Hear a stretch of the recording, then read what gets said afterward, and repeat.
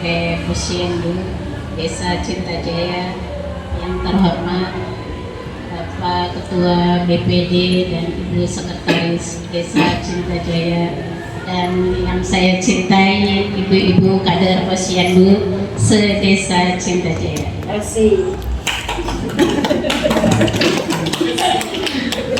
Saya di sini hanya akan membeberkan sedikit untuk gambaran nanti ibu-ibu untuk nantinya mengisi kegiatan di Posyandu. Nantinya laporan kita itu tiap bulannya ada 6 lembar. Jadi yang dari desa itu Terus lembar ini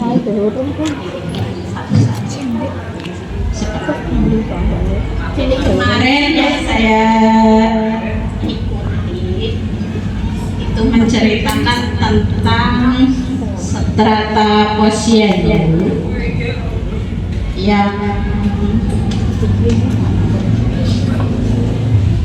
yang berdasarkan 6 standar pelayanan minimal atau 6 SPM.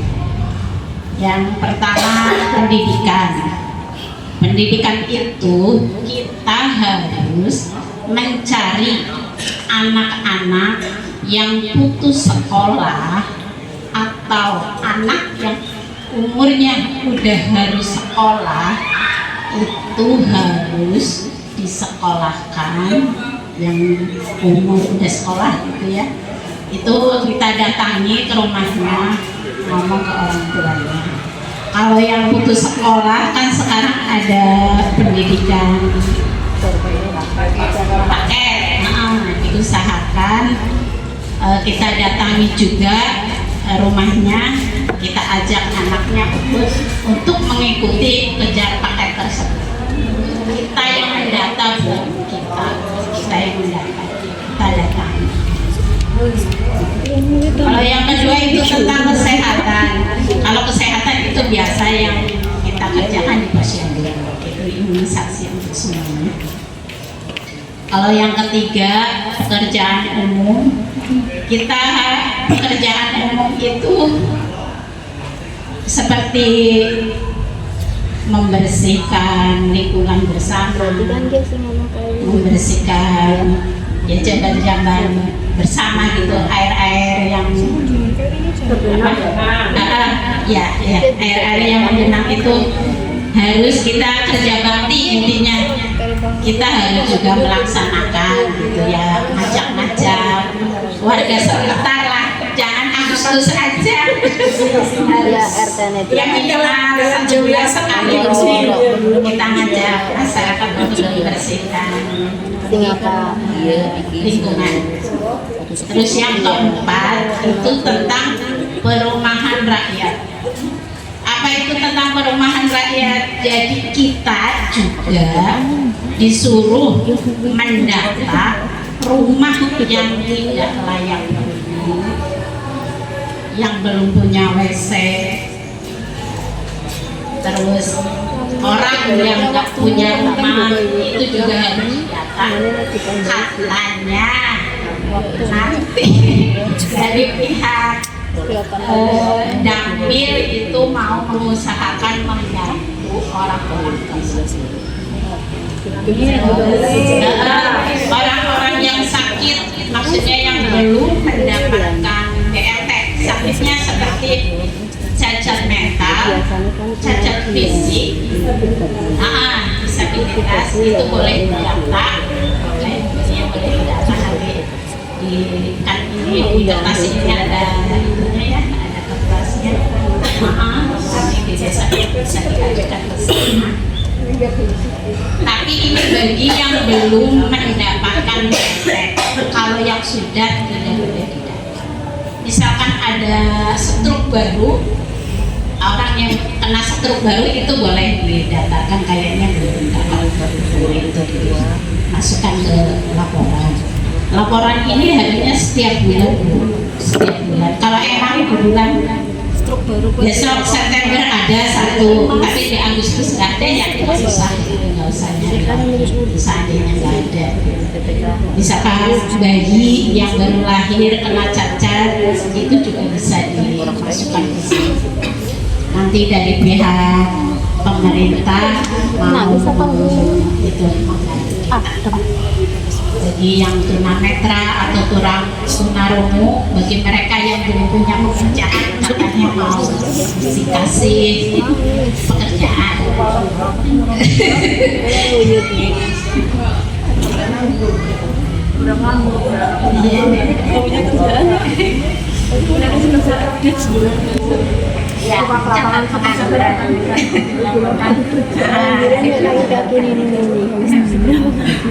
Ya, kelima Tribun Limnas kita harus mengikuti menjaga keamanan, ikut menjaga keamanan, jangan bapak-bapak aja yang roda atau hasil-hasil aja maksudnya ya mungkin lah ya, ibu-ibu jadi siang, bapaknya di malam gitu. Roda udah dilakoni. Oh, bukan masalah ya, Bu. Iya. Ya kok ngerumpi. Lote.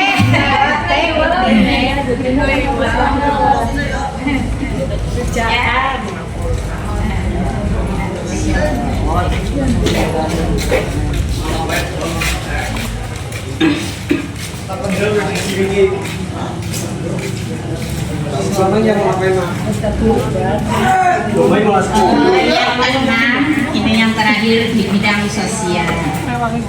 Kemarin si surutnya ya, kita misalkan di desa membutuhkan kita, misalkan ada pembagian apa kurang orang, katanya boleh kita membantu.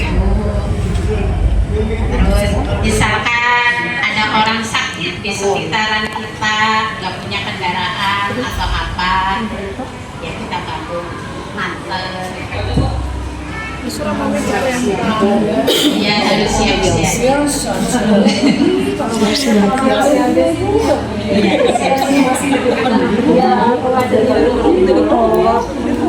Ini cuma gitu makan. Jadi ini ada 6 lembar yang diisi. Ya, oh bulan apa sih? Kemarin tentang undang-undang sih ya, saya apa ya jelasinnya. Ibaratnya gitu ya, di tahun ibaratnya di tahun 2014 kan ada undang-undang nomor 6 ya,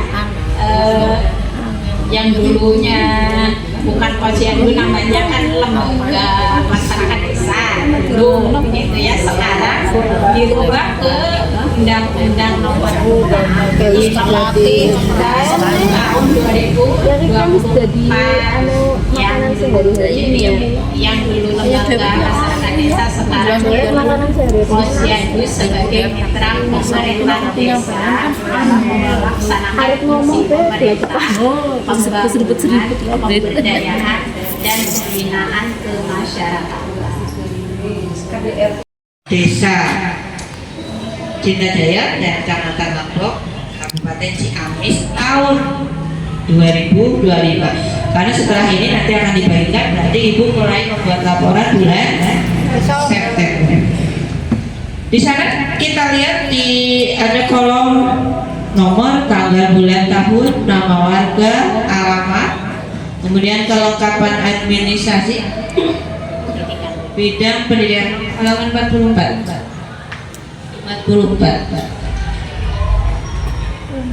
Ada kelengkapan administrasi, KK, KTP atau SKTM.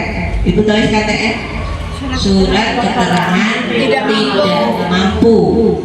Artinya seseorang tidak bisa menyebutkan dirinya tidak mampu kalau itu tidak diakui oleh lingkungan dan mendapatkan tanda tangan dari ketua RT. Utamanya itu. Jadi ketika saya mengajukan, saya itu orang tidak mampu Bu, tidak bisa, hanya dengan pernyataan pribadi. Itu harus diakui oleh lingkungan di sekitarnya. Kalau itu warga RT 12 harus sepengetahuan, nantinya oleh warga RT 12 juga harus ibu harus diiyakan bahwa iya betul warga ini memang tidak mampu. Buktinya dengan surat keterangan yang ditandatangan oleh ketua RW. Jadi nanti untuk perkembangan ini pun kami akan buat SKTM format ya, yang ditandatangan oleh ketua RW. Jadi kalau misalnya tidak ada bukti itu, ibu tidak bisa menuliskan bahwa warga ini tidak mampu. Kemudian permasalahan yang disampaikan, catat Bu. Jadi tujuan di posyandu itu ada 6 SPM. Itu tugas ibu semua di posyandu hanya mencatat keluhan permasalahan. Mencatat, jadi cukup mencatat, nanti ibu-ibu laporkan ke tingkat desa. Tuh, karena solusinya nantinya ada di tingkat desa. Nanti bersama-sama BPD itu akan masuk dalam agenda musyawarah. Jadi semua yang dicatat itu berupa permasalahan yang muncul. Nah, rencana tindak lanjutnya, misalnya itu hubungannya dengan kondisi seseorang, itu apa ya? Satu lagi, Bapak yang itu juga sih. Rencanakan, apa yang diinginkan, gitu.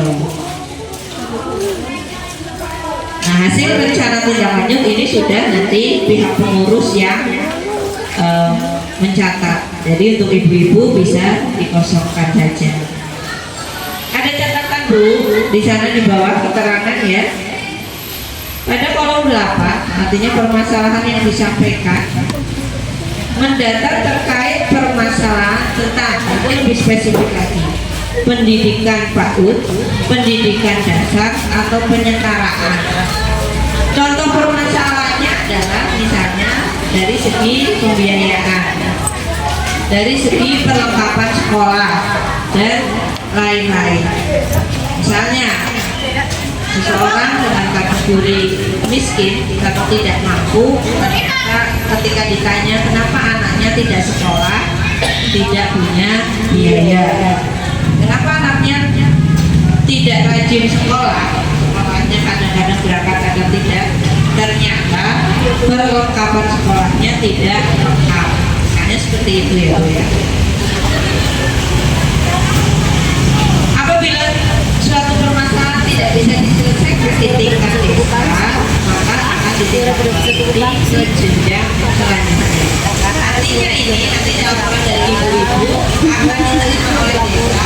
Kalau desa juga tidak mampu menyelesaikan, ini akan menjadi laporan bagi tingkat yang lebih atas.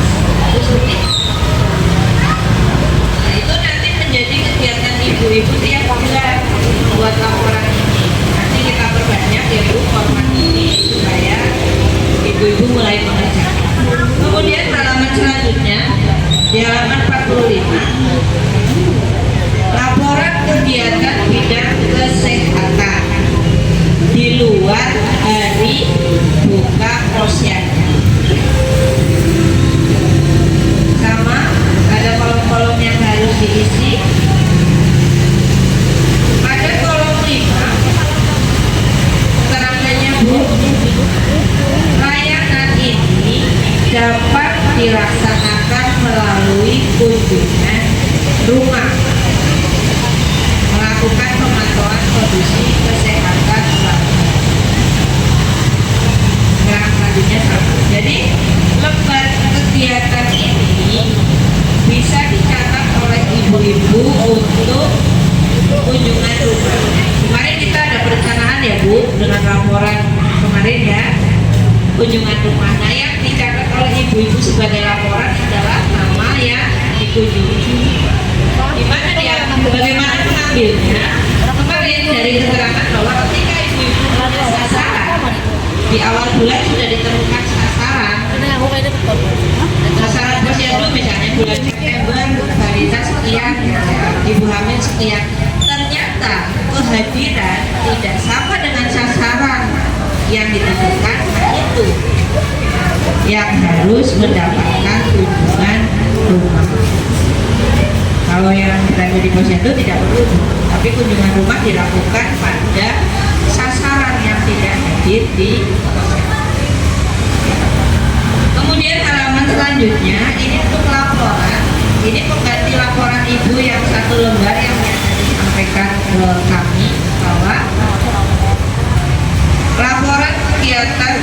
catatan pada hari buka posyandu. Di sana ada penimbangan bulan ini dilakukan tanggal berapa, nama posyandunya apa, desanya apa, petugas lapangan yang membina. Nah, di sana kalau petugas lapangan nanti itu akan disusun oleh ketua tim pembina di desa. Siapa saja yang akan hadir di posyandu itu nanti menjadi agenda untuk tim pembina posyandu desa. Jumlah penduduk, artinya kita punya 4 posyandu. Untuk dusun yang hanya 1 posyandu, jumlah penduduk yang dicatat ini adalah jumlah penduduk yang masuk wilayah posyandu tersebut. Kalau di Sidamukti berarti jumlah penduduk 11 RT. Nah, jumlah penduduk artinya dari yang bayi sampai yang tuanya, semua usia. Kalau di Nambur 2 berarti Nambur 1 itu RT 22 sampai Nambur 1 25, 26 sampai 30 masuk Nambur 2. Itu laporannya jumlah penduduknya itu ya Bu. Dari RT 22 sampai 25 dengan 26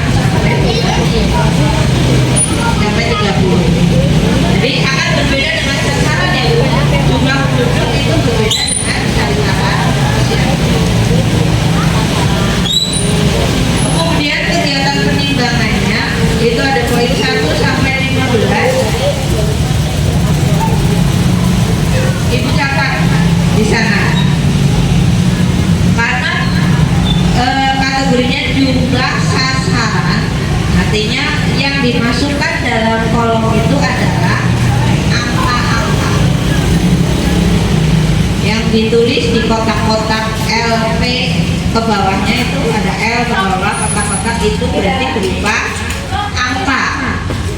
Jumlah sasaran misalnya dari usia 0 sampai 5 bulan laki-laki berapa, perempuan berapa. Dari usia 6 sampai 11 bulan laki-laki berapa, perempuan berapa. Nah, itu. Kemudian jumlah sasaran yang memiliki KRS juga sama, yang diisikan angka. Jumlah sasaran yang BB-nya naik, jumlah sasaran yang tidak naik BB-nya per peringkat usia berarti 0 sampai 5 bulan, 6 sampai 11 bulan, 12 sampai 20, 3 bulan, 24 sampai 35 bulan dan seterusnya sampai usia 2 sampai usia 5 tahun.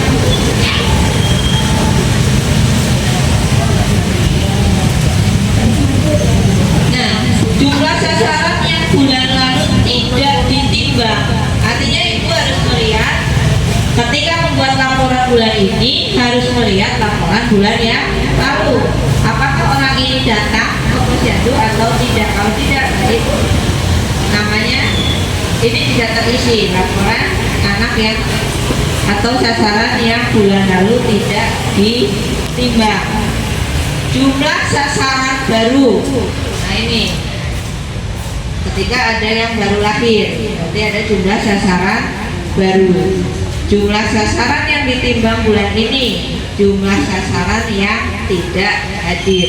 Ini sebagai dasar untuk menentukan kunjungan rumah. Jumlah BGM.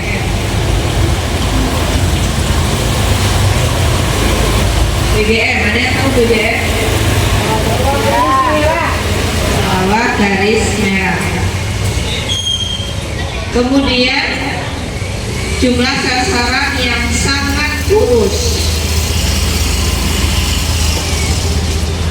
Berat badan, ini ada rumusnya Bu, berarti berat badan tertinggi badan, ya, berat badan tertinggi badan. Jumlah sasaran yang kurus, nah ini sangat kurus dan kurus, ibu-ibu harus bisa membedakan, harus paham mana kategori yang sangat kurus, mana yang hanya kurus saja. Jumlah bayi 6 sampai 11 bulan yang dapat vitamin A, jumlah balita 12 sampai 59 bulan yang dapat vitamin A, dan jumlah bumil yang dapat tablet RT. Itu laporan pada saat kegiatan posyandu. Kemudian di bawahnya tentang ASI, jumlah yang mendapatkan ASI dan jumlah sasaran.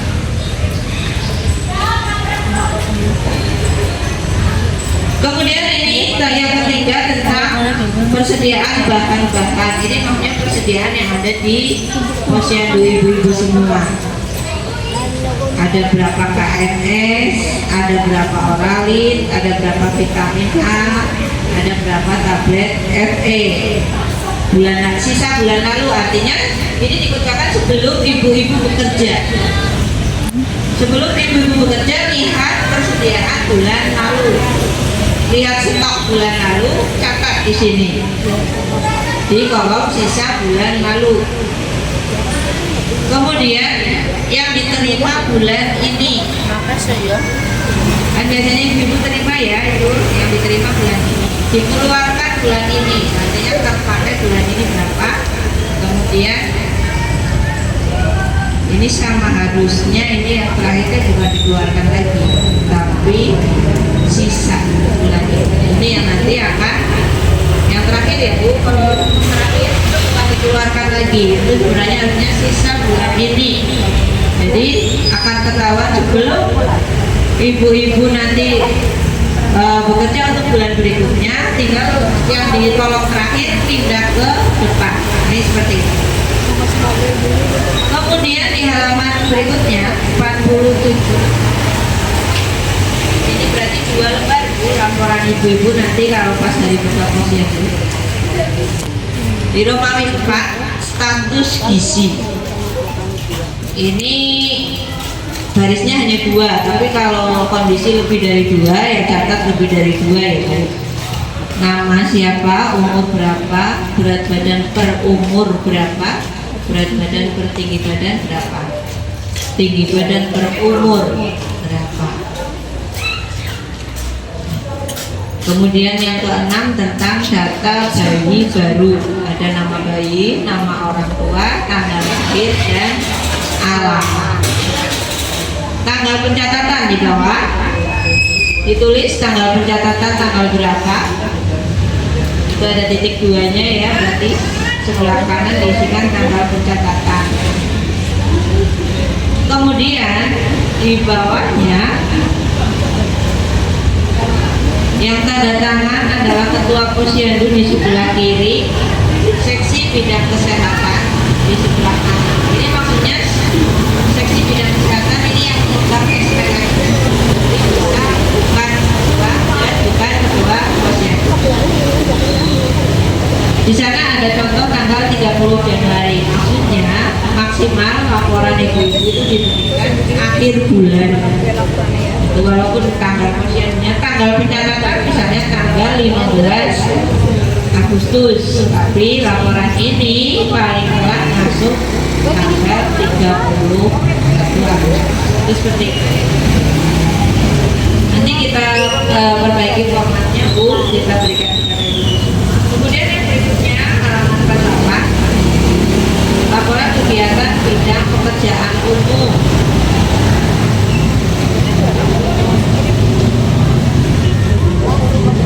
Masalah yang dicatat adalah tentang sanitasi, FCK, sarana air bersih, dan akses jalan menuju tempat pelayanan kesehatan. Ini bisa jadi satu rangkaian Bu dengan tadi. Ketika kita punya sasaran posyandu tidak hadir, ketika kita lakukan kunjungan rumah, ternyata permasalahan yang dihadapi bukan hanya permasalahan kesehatan saja, tapi bisa permasalahan yang lain. misalnya tentang sanitasi, tentang MCK-nya dia tidak punya. Kemudian akses jalan, kenapa tidak mau datang ke Posyandu? Ternyata akses jalannya jelek, susah, habis hujan, jadi becek. Nah itu catat di sana. Itu tugas ibu-ibu itu. Kemudian tentang berikutnya perumahan rakyat.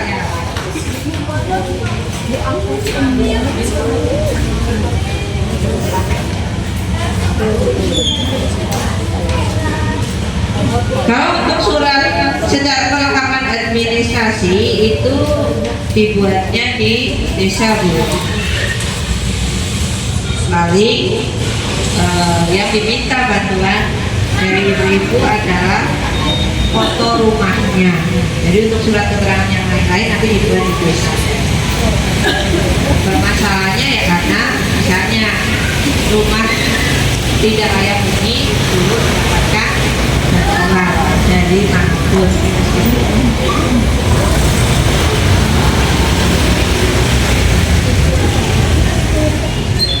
Nah dari kader yang sekarang ada di Posyandu itu kan nanti akan terbagi menjadi beberapa bidang SPM. Jadi mana yang nanti akan fokus di pendidikan, mana yang akan di perumahan rakyat dan sebagainya, itu nanti ibu-ibu bisa mengukur sendiri. Oh, saya di sini saja, saya sampai di sini.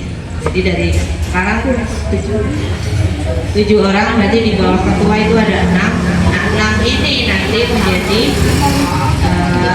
kepala seksi bidang SPM, ya, kepala seksi tiap-tiap SPM yang 6.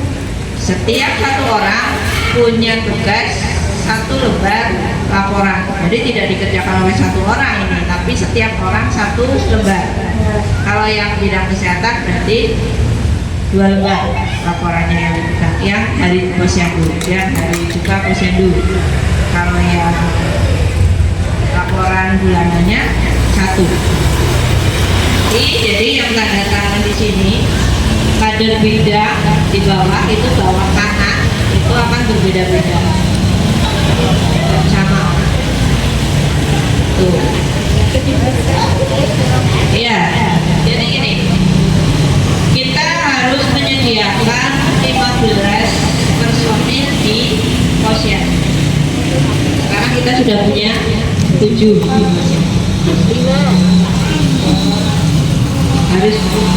Harus dilengkapi sampai 7 ya. 1 ketua Posyandu, yang 6 kita masukkan, baik itu di seksi, pokoknya kita masukkan di seksi bidang 6 SPM. Itu. Nanti yang lainnya, pengurus yang lainnya nanti menjadi agenda tim pembina pendidikan desa untuk menentukan orang-orangnya, karena yang ditambahkan nanti tidak akan kumpul semua pada saat dari Posyandu datang, itu tidak, tapi nanti Posyandu akan selalu buka bagaimana teknisnya, itu menjadi PR tim pembina Posyandu desa. Kalau memang harus buka setiap hari, tapi tidak semuanya berkumpul di sana, paling hanya semacam piket saja. Ini seperti itu. Jadi setiap kader ini nanti akan kita masukkan ke 1 seksi bidang, ditambah 1 lagi nanti. Itu. Jadi 12 orang, 1 ketua seksi bidang dan anggota, itu 6, berarti 12 orang, dan 3 pengurus, ketua, sekretaris, dan itu. Karena tidak boleh merangkap, jadi kita nanti akan memilih lagi 8 orang masuk ke pengurusan 2, kemudian yang 6 kita masukkan ke seksi bidang. Yang sudah ada di Posyandu kita pertahankan tetap berada di sana. Itu seperti itu. Ada penambahan tenaga. Hanya karena sekarang itu belum berjalan, artinya dari tim desa juga belum ada keputusan untuk mengambil tambahan orangnya, maka 7 orang yang sudah berada di posyandu itu ya kita berdayakan untuk laporan-laporan. Nanti tinggal di tiap-tiap posyandu, untuk ketua posyandu silakan menugaskan apa namanya, ibu-ibu yang ada di posyandu untuk bidang tugas ini masing-masing SPM. Tapi sekarang saya mau nanya, ini tidak berhubungan dengan jumlah posyandunya. Ini untuk 6 itu ada 2 posyandu. Apakah untuk yang pokok itu kita jadikan satu? Hanya untuk ketika pelayanan posyandu, pelayanan kesehatan kita bagi 2 itu ya. Tetapi untuk posyandunya kita jadikan satu saja. Di Nambo 2 ada berapa personil Bu? 5. Di Nambo 1 6, itu sudah 11. Berarti 1 kita tambahkan 1 lagi untuk SPM-nya ya, untuk yang masuk ke SPM. Mungkin nanti bisa seperti itu untuk di Nambo. Jadi teknisnya kita bicarakan saja dengan tim di desa. Jadi antara Nambo 1 dan Nambo 2 itu terpisah ketika pelayanan kesehatan saja. Tapi untuk keseluruhan laporan ini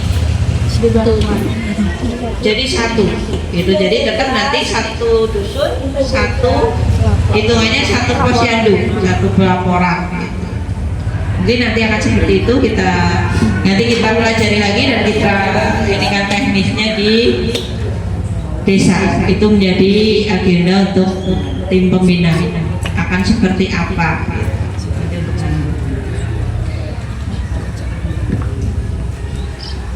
Kemudian sudah ya Bu, tadi semua laporan sudah saya sampaikan cara pengisiannya. Mungkin ada yang Ibu tanyakan dari bentuk laporan itu? Paham ya Bu ya, ada mudah sebenarnya ini. Bagaimana ketika tidak ada permasalahan? Ya, jangan mencari masalah. Kalau tidak ada, kita tidak melaporkan. Iya, berarti laporannya kosong. Tapi ya jangan tiap bulan terus kosong terus itu. Paling tidak pasti ada masalah yang ada. Iya. Tergantung kondisi masyarakat, apakah itu pantas dimasukkan sebagai suatu permasalahan atau tidak.